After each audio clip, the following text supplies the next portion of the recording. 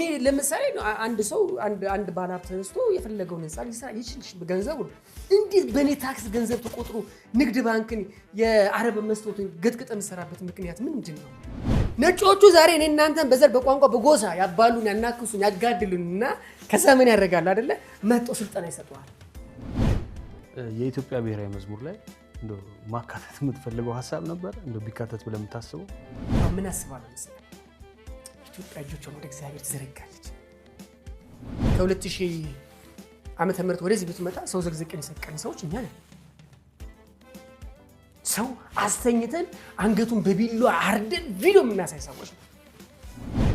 መቋዲሾ ማለት የማርያም ቤተ መቅደስ ስለነበረ መቃዲስ ከሚለው መቅደስ ከሚለው ነው ሄደው አጼ ዳዊት መስቀሉን ማምጣት ነው። በሶማሊያ አድርገው ሶማሌላንድ ላይ ጅጅጋ ላይ አድርገው ነው ሄዶ መስቀሉን ያመጣ።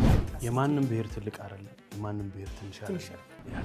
ቅዱስ ያሬድ ግን ድጓ ላይ ጣና ቂርቆስ ያለው ድጓ ላይ ከ9000 ምናምን አንቀጽ ውስጥ 1444 አንቀጽ ስለ ሰላም፣ ስለ ፍቅር፣ ስለ አንድነት፣ ስለ አብሮነት፣ ስለ እንስሳት መብት፣ ስለ ተፈጥሮ መብት፣ ስለ ሰው ልጅ መብት ጽፎልናል። ለሰገና የለ ምናምን የለንም የሱ የለ ያፓ የለ ማንም ያዱ አልሰጠም። አራስ እናትና አባቶች ናቸው። ከ1960ዎቹ ጀምሮ ኢትዮጵያ ውስጥ ማያባራ ጦርነት አለ። አሁንም እያየነው ነው። ለምንድን ነው ግን ይሄ እንደዚህ ሆነ?